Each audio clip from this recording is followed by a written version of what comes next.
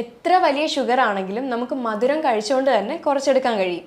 അത് നമുക്ക് എങ്ങനെയാണ് ഷുഗർ വന്ന ഒരാൾക്ക് ഭക്ഷണം കഴിക്കേണ്ടതും അതേപോലെ ഷുഗർ വരാതിരിക്കാൻ നമ്മൾ എന്തൊക്കെ കാര്യങ്ങളാണ് ചെയ്യേണ്ടതെന്നുള്ളതാണ് നമ്മുടെ ഇന്നത്തെ വീഡിയോ. എൻ്റെ പേര് doctor Sandra Ajith, medical officer, Prana nature care centre, കൊല്ലം.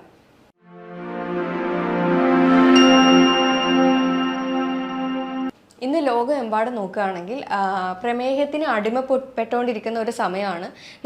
പ്രത്യേകിച്ച് നമ്മുടെ കേരളത്തിൽ നോക്കുകയാണെങ്കിൽ 80% വീടുകളിലും ഇപ്പോൾ 1-2 ഷുഗർ പേഷ്യൻസ് അത് ഉള്ളതായിരിക്കും. അപ്പോൾ എന്തുകൊണ്ടാണ് ഈ ഷുഗർ വരുന്നതെന്ന് വെച്ച് കഴിഞ്ഞാൽ ഇതൊരു തരത്തിലുള്ള ജീവിതശൈലി രോഗങ്ങളാണ്. കാരണം നമ്മൾ ദൈനംദിന ജീവിതത്തിൽ പ്രാക്ടീസ് ചെയ്ത് വരുന്ന അല്ലെങ്കിൽ ഡെയിലി റൊട്ടീനിൽ ചെയ്ത് വരുന്ന തെറ്റുകൾ കാരണം ഉണ്ടാകുന്ന ഒരു പ്രശ്നമാണ്. പിന്നെ നമ്മുടെ സെഡൻറ്ററി ജീവിതശൈലിയിലുള്ള മാറ്റങ്ങളൊക്കെ കൊണ്ടാണ് നമുക്ക് ഈ ഒരു ബുദ്ധിമുട്ട് വരുന്നത്. ഇതിൻ്റെയൊക്കെ പ്രധാന അടിത്തറ എന്ന് പറയുന്നത് ഭക്ഷണം തന്നെയാണ്. ഇപ്പോൾ ഭക്ഷണത്തിൽ എന്ത് കഴിക്കണം, എപ്പോൾ കഴിക്കണം, എത്ര ക്വാണ്ടിറ്റിയിൽ കഴിക്കണം എന്നുള്ളതാണ് ഏറ്റവും പ്രധാനമായിട്ടുള്ള കാര്യം. പ്രത്യേകിച്ച് അതൊരു ഷുഗർ പേഷ്യൻറ്റിനെ വെച്ച് നോക്കുകയാണെങ്കിൽ ഇവർ ഇത്ര കാര്യങ്ങളാണ് മെയിനായിട്ട് ശ്രദ്ധിക്കേണ്ടത്. അതേപോലെ തന്നെ ഒരു ഷുഗർ പേഷ്യൻ്റ് അറിഞ്ഞിരിക്കേണ്ട കാര്യമാണ് ഗ്ലൈസെമിക് ഇൻഡെക്സും ഗ്ലൈസെമിക് ലോഡും. ഗ്ലൈസെമിക് ഇൻഡെക്സ് എന്ന് പറഞ്ഞു കഴിഞ്ഞാൽ നമ്മുടെ ഭക്ഷണത്തിൽ നിന്ന് എത്ര പെട്ടെന്നാണ് ഒരു ഭക്ഷണം കഴിക്കുകയാണെങ്കിൽ അത് എത്ര പെട്ടെന്നാണ് ബ്ലഡിലേക്ക് ഗ്ലൂക്കോസ് സ്പൈക്ക് ആവുന്നതെന്നുള്ളതിൻ്റെ ഒരു രേഖയും. അതേപോലെ ഗ്ലൈസെമിക് ലോഡ് എന്ന് പറഞ്ഞു കഴിഞ്ഞാൽ നമ്മുടെ ഭക്ഷണത്തിൽ എത്രത്തോളം കാർബോഹൈഡ്രേറ്റ്സ്, ഒരു ഭക്ഷണത്തിൽ എത്രത്തോളം ഷുഗറിൻ്റെ കണ്ടൻറ്റ് അടങ്ങിയിരിക്കുന്നു എന്നുള്ളതാണ്. അപ്പോൾ ഇതിൻ്റെ ഒരു കോമ്പിനേഷനും കൂടെ നമ്മൾ അറിഞ്ഞിരിക്കണം. അപ്പോൾ ഇനി എങ്ങനെയാണ് നമുക്കത് എത്രത്തോളമാണ് കഴിക്കേണ്ടതെന്നുള്ളതെല്ലാം നോക്കാം. പ്രധാനമായിട്ടും ഡയബറ്റിക് പേഷ്യൻസ് ശ്രദ്ധിക്കേണ്ട കാര്യമാണ് അവരൊരിക്കലും 3 ലാർജ് മീൽസ് എടുക്കാൻ പാടില്ല. അതായത് രാവിലെ, ഉച്ചയ്ക്ക്, രാത്രിയിൽ മാത്രമായിരിക്കും ഇവർ കഴിക്കുന്നത് ഹെവി ക്വാണ്ടിറ്റിയിലും ആയിരിക്കും കഴിക്കുന്നത്. ഇവരിങ്ങനെ എടുക്കാതെ 5 നേരങ്ങളിലായിട്ട് ഭക്ഷണങ്ങൾ എടുക്കേണ്ടതാണ്. അതും പ്രത്യേകിച്ച് അതിൻ്റെ ക്വാണ്ടിറ്റി കുറച്ച് തന്നെ എടുക്കുക. ആദ്യം തന്നെ നമ്മൾ ചെയ്യുമ്പോൾ എന്നും ഒരു 10 ദിവസം ഡെയിലി രാവിലെ ആഷ്ഗോഡ് ജ്യൂസ് കുടിക്കാൻ ശ്രദ്ധിക്കുക. 250 ഗ്രാം വെള്ളക്കുമ്പളങ്ങി എടുത്തതിന് ശേഷം അത് വെള്ളത്തിലിട്ട് നന്നായിട്ട് മിക്സ് ചെയ്ത് ബ്ലെൻഡ് ചെയ്ത് അത് ഫിൽറ്റർ ചെയ്ത് കുടിക്കാവുന്നതാണ്. ഒരു 10 ദിവസം കഴിഞ്ഞ് കഴിഞ്ഞാൽ എന്തായാലും ഒരു വാഷ് ഔട്ട് പീരീഡ് എടുക്കുക. ലൈഫ് ലോങ് കുടിക്കണം എന്നല്ല പറയുന്നത്. പിന്നെ എപ്പോഴും മോർണിംഗ് ബ്രേക്ക്ഫാസ്റ്റ് തുടങ്ങുന്നത് ഒരു എനർജറ്റിക് ആയിട്ടുള്ള ബ്രേക്ക്ഫാസ്റ്റ് തന്നെ കഴിക്കണം. അത് സ്കിപ്പ് ചെയ്യരുത് ഒരിക്കലും. ഇത്തരക്കാർക്ക് അത് വിശന്ന് കഴിഞ്ഞാൽ അത് മറ്റൊരു ബുദ്ധിമുട്ടുകളിലേക്ക് പോകും. അതുകൊണ്ട് രാവിലെ കാർബോഹൈഡ്രേറ്റ്സ് അല്ലെങ്കിൽ പ്രോട്ടീൻ അടങ്ങിയ ഭക്ഷണങ്ങൾ കഴിക്കേണ്ടതാണ്. അതിനകത്ത് പയർ മുളപ്പിച്ചതെടുക്കാം, മില്ലറ്റ്സിൻ്റെ വർഗ്ഗങ്ങളും കാര്യങ്ങളും ഒക്കെ കഴിക്കാവുന്നതാണ്. ഓംലെറ്റ് കുറേ വെജിറ്റബിൾസ് ഒക്കെ ഇട്ട് സോട്ട് ചെയ്ത് അത് കഴിക്കാം. തേങ്ങാപ്പാലിൽ സ്മൂതി ചെയ്ത് കുടിക്കാം. അങ്ങനെയുള്ള കുറച്ച് കാര്യങ്ങൾ രാവിലെ ചെയ്യാവുന്നതാണ്. പിന്നെ മിഡ് ഈവനിങ് ടൈം ഒരു 11 മണിയൊക്കെ ആകുമ്പോഴത്തേക്കും അവർക്ക് ഒരു ചെറിയ സ്നാക്ക് പോലുള്ള സ്നാക്കിംഗ് ടൈമാണ്. എന്ന് വെച്ച് കഴിഞ്ഞാൽ അല്ലാതുള്ള ബേക്കറി ഐറ്റംസോ അല്ലെങ്കിൽ ജങ്ക് ഫുഡ്സോ കാര്യങ്ങളോ അല്ല.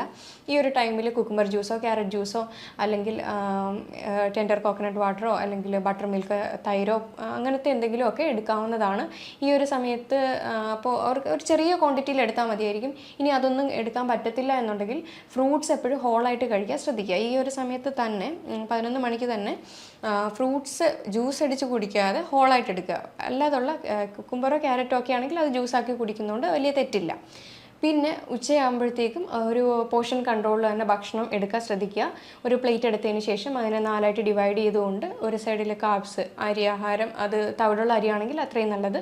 പിന്നെ ഫൈബർ റിച്ച് ആയിട്ടുള്ള ഒരു സലാഡ് അല്ലെങ്കിൽ ഒരു തോരൻ അങ്ങനത്തെ എടുക്കുക. എപ്പോഴും ഒരു സലാഡ് തന്നെ ഇൻക്ലൂഡ് ചെയ്യുന്നതാണ് ഏറ്റവും നല്ലത്. അതിനകത്ത് കുക്കുംബറും ക്യാരറ്റും പിന്നെ അല്ലാതെ ലീഫി ഗ്രീൻസ്, വെജിറ്റബിൾസ് ഒക്കെ ആഡ് ചെയ്ത് കഴിക്കാവുന്നതാണ്. പിന്നെ ഫൈബർ റിച്ച് ആയിട്ടുള്ള കുറച്ച് കാര്യങ്ങൾ എടുക്കുക. പിന്നെ ഫാറ്റ്, തേങ്ങാപ്പാൽ അല്ലെങ്കിൽ കട്ടത്തൈരോ അങ്ങനത്തെ രീതിയിലുള്ള എന്തെങ്കിലും എടുക്കുക.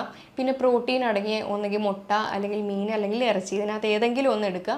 ഇതെല്ലാം കൂടെ കൺട്രോൾ ചെയ്ത് ഒരു പോർഷൻ കൺട്രോൾ ബാലൻസിൽ തന്നെ ഉച്ചയ്ക്ക് എടുക്കാൻ നോക്കുക. അത് കഴിഞ്ഞിട്ട് 4 മണിക്കൂർ ടീ കുടിക്കുന്ന ശീലം എല്ലാവർക്കും ഉണ്ടാവും. സാധാ ടീ സ്വിച്ച് ചെയ്തുകൊണ്ട് ഒന്നെങ്കിൽ ഹിബിസ്കസ് ടീ അല്ലെങ്കിൽ ജിഞ്ചർ ടീയോ അല്ലെങ്കിൽ എന്തെങ്കിലും തരത്തിലുള്ള കോഫിയോ അങ്ങനത്തെ എന്തെങ്കിലുമൊക്കെ, ബട്ടർ കോഫിയോ ഒക്കെ ട്രൈ ചെയ്ത് നോക്കാവുന്നതാണ്. പിന്നെ ഈവനിങ് ഒക്കെ ആകുമ്പോഴത്തേക്കും ഒരു ഡിന്നർ നമ്മൾ കഴിക്കേണ്ടത് ഒരു 6:30 ടൈമിലാണ്. 6:30, 7 o'clock കഴിച്ച് കഴിഞ്ഞാൽ അത്രയും നല്ലത്. എപ്പോഴും ലഘുവായിട്ട് എടുക്കുന്നതായിരിക്കും ഏറ്റവും നല്ലത്. മില്ലറ്റിൻ്റെ ഐറ്റംസോ റാഗി വെറൈറ്റീസോ ഒക്കെ ഈവനിങ് കഴിക്കാവുന്നതാണ്.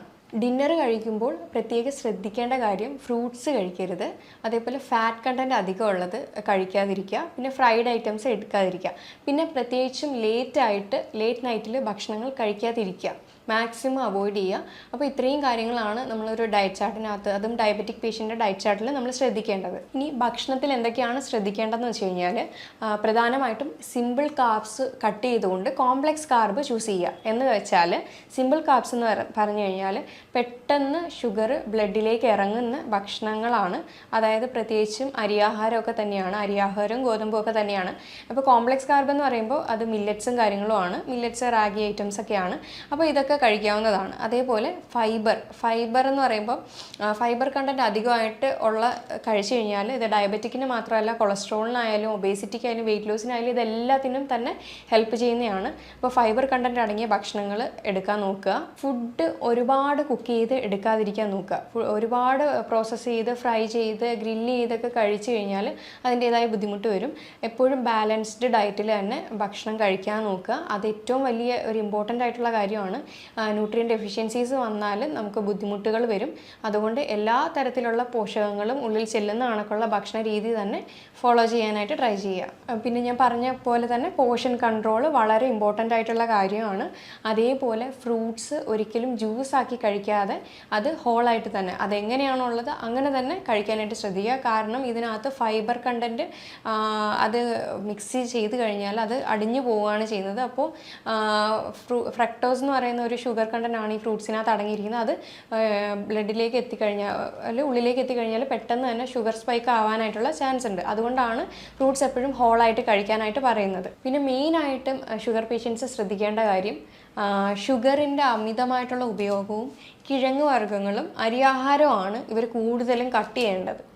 ഇത് ഇൻഡയറക്റ്റ് ആയിക്കോട്ടെ ഡയറക്റ്റ് ആയിക്കോട്ടെ, ഡയറക്റ്റ് ഷുഗർ മാത്രമല്ല ഈ പ്രശ്നങ്ങൾ ഉണ്ടാക്കുന്നത്, ഇൻഡയറക്റ്റ് ആയിട്ടുള്ള ഷുഗറും ഇതേ പ്രശ്നങ്ങൾ ഉണ്ടാക്കുന്നുണ്ട്. അതുകൊണ്ടാണ് പറയുന്നത് ഷുഗറും കിഴങ്ങ് വർഗ്ഗങ്ങളും അരിയാഹാരവും കട്ട് ചെയ്യണമെന്ന്. ഇനി ഡയബറ്റിക് പേഷ്യൻസ് പ്രധാനമായിട്ടും ഇൻക്ലൂഡ് ചെയ്യേണ്ട 5 ഭക്ഷണങ്ങളാണ്. ആദ്യത്തേത് ഗ്രീൻ ലീഫി വെജിറ്റബിൾസ്. ഇതിനകത്ത് മുരിങ്ങയില, ചീര ഒക്കെ വരും. ഇതിനകത്ത് അസ്കോർബിക് ആസിഡ് റിച്ച് ആയതുകൊണ്ട് തന്നെ ഇത് ഷുഗർ കുറയ്ക്കാൻ ഹെൽപ്പ് ചെയ്യുന്നുണ്ട്. ഇതിനകത്ത് ഫൈബർ റിച്ച് ആണ്. അതേപോലെ കാലറീസ് ആയാലും കാർബ്സ് ആയാലും ഒക്കെ കുറവാണ്. അപ്പോൾ ഇത് ബ്ലഡ് ഷുഗർ ലെവൽ നന്നായിട്ട് തന്നെ മാനേജ് ചെയ്യാനായിട്ട് ഹെൽപ്പ് ചെയ്യും. അതേപോലെ berries, strawberry, blueberry, blackberry, raspberry, jamun, ഇതൊക്കെ ഏറ്റവും കൂടുതലും ഹെൽപ്പ് ചെയ്യുന്നതാണ്. ഇതിനകത്തെല്ലാം ആൻറ്റി ഓക്സിഡൻറ്റ് റിച്ച് ആണ്. അതേപോലെ വൈറ്റമിൻ സിയും ഷുഗർ ലെവൽ ബാലൻസ് ചെയ്യാനായിട്ട് ഹെൽപ്പ് ചെയ്യും. അതേപോലെ മൂന്നാമത്തേതാണ് ഹോൾ ഗ്രെയിൻസ്. ഇതിനകത്ത് ഫൈബേഴ്സ് റിച്ച് ആണ്, ന്യൂട്രിയൻസ് അധികമാണ്, ഗ്ലൈസീമിക് ഇൻഡെക്സ് ഒക്കെ കുറവാണ്. ഇതിനകത്ത് പ്രത്യേകിച്ച് നോക്കുകയാണെങ്കിൽ ബ്രൗൺ റൈസ്, റാഗി, ഇതൊക്കെ ഏറ്റവും നല്ലതാണ്. പിന്നെ നാലാമത്തേതാണ് ബീൻസ്. ഇതിനകത്ത് കോംപ്ലക്സ് കാർബാണ്, പെട്ടെന്ന് തന്നെ ഷുഗർ റേസ് ചെയ്യാത്ത കണക്കിലുള്ള കാർബ്സാണ് അടങ്ങിയിരിക്കുന്നത്. ഇതിനകത്തും ഗ്ലൈസീമിക് ഇൻഡെക്സ് കുറവാണ്. ഇതും ഷുഗർ നന്നായിട്ട് കുറയ്ക്കുകയും ചെയ്യും. ഇനി അഞ്ചാമത്തേതാണ് ഓറഞ്ച് അല്ലെങ്കിൽ ലെമൺ അടങ്ങിയ സിട്രസ് ഫ്രൂട്ട്സ് കഴിക്കുന്നത് ഏറ്റവും നല്ലതാണ്. ഞാൻ പറഞ്ഞായിരുന്നു വൈറ്റമിൻ സി നമ്മുടെ ഷുഗർ ലെവലിനെയൊക്കെ ബാലൻസ് ചെയ്യാനായിട്ട് സഹായിക്കുന്ന ഒന്നാണ്. ഇനി പ്രധാനമായിട്ട് ശ്രദ്ധിക്കേണ്ടതാണ് ഡെയിലി ബേസിസിൽ എക്സർസൈസ് ചെയ്യുക. മസിൽ വീക്ക്നെസ്, മസിൽ ടയേർഡ്നെസ് വരുന്ന രീതിയിലുള്ള എക്സർസൈസ് ചെയ്യുകയാണെങ്കിൽ നമ്മുടെ മസിൽസ് ഡയറക്റ്റ് തന്നെ ബ്ലഡിൽ നിന്ന് ഷുഗർ വലിച്ചെടുത്ത് അത് എനർജി ആയിട്ട് യൂട്ടിലൈസ് ചെയ്യുന്നതായിരിക്കും. അപ്പോൾ അതിന് ഏറ്റവും നല്ലൊരു എക്സസൈസാണ് HIIT എന്ന് പറയുന്ന ഹിറ്റ്. അത് ഹൈ ഇൻറ്റൻസിറ്റി ഇൻ്റർവൽ ട്രെയിനിങ് ആണ്. അപ്പോൾ ഇതൊരു 30 സെക്കൻഡ് സ്പീഡിൽ ഓടുകയാണെങ്കിൽ 30 സെക്കൻഡ് റെസ്റ്റ് എടുക്കുക, 30 സെക്കൻഡ് പെട്ടെന്ന് സ്റ്റെപ്പ് കയറുകയാണെങ്കിൽ 30 സെക്കൻഡ് റെസ്റ്റ് എടുക്കുക. അപ്പോൾ ഇങ്ങനത്തെ രീതിയിൽ ചെയ്യുകയാണെങ്കിൽ സമയമില്ലാത്തവർക്ക് ഏറ്റവും കൂടുതലും പ്രാക്ടീസ് ചെയ്യാൻ പറ്റുന്ന ഒന്നാണ്. അപ്പോൾ പ്രത്യേകിച്ചും വേറെ കാർഡിയോ വാസ്കുലർ ഡിസീസോ കാര്യങ്ങളോ, അതായത് ഹൃദയ സംബന്ധമായിട്ടുള്ള എന്തെങ്കിലും രോഗങ്ങളോ ഉള്ളവരാണെങ്കിൽ അത് ഡോക്ടറിനൊക്കെ കൺസൾട്ട് ചെയ്തതിന് ശേഷം മാത്രമായിരിക്കണം ഇത് ചെയ്യേണ്ടത്.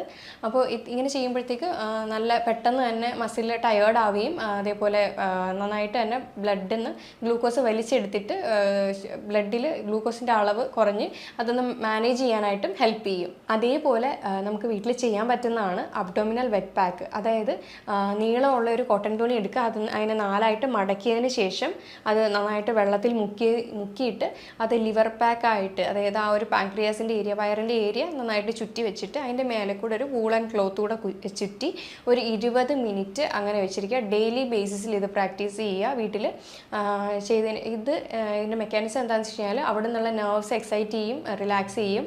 അപ്പോൾ ബ്ലഡ് സർക്കുലേഷനെല്ലാം ഇമ്പ്രൂവ് ചെയ്ത് പാൻക്രിയാസിൻ്റെ ആയാലും സെക്രീഷൻസ് നന്നായിട്ട് കൂട്ടുക ആണ് ചെയ്യുന്നത്. ഇതേ എഫക്റ്റാണ് മറ്റൊരു ട്രീറ്റ്മെൻറ്റാണ് ഹിപ്പ് ബാത്ത്. വലിയൊരു ടബ് പോലെ ഉള്ളത് എടുത്തിട്ട് നല്ല വെള്ളം ഒരു 3/4 ഭാഗം നിറച്ചിട്ട് അതിനകത്ത് ഇരിക്കുക. ഡെയിലി ബേസിസിൽ ഒരു 20 മിനിറ്റ്. ഇതേ എഫക്റ്റ് തന്നെയാണ് ഇവിടെയും കിട്ടുന്നത്. അപ്പോൾ പറ്റുന്ന ഏതാണോ അത് വീട്ടിൽ ചെയ്യാൻ നോക്കുക. അതുപോലെ തന്നെ പ്രധാനമാണ് വെള്ളം കുടിക്കുന്നതും ഉറക്കവും. അപ്പം ഇത് ഇത്രയും തന്നെ നമ്മൾ നോക്കിയാൽ തന്നെ ഒരുവിധമുള്ള ഷുഗർ ആണെങ്കിൽ നമുക്ക് എങ്ങനെയെങ്കിലും അത് പിടിച്ച് കെട്ടാനായിട്ട് കഴിയും. അതേപോലെ ഷുഗർ വരാതിരിക്കാൻ നമുക്ക് ഈ പറഞ്ഞ കാര്യങ്ങൾ ചെയ്യാവുന്നതാണ്.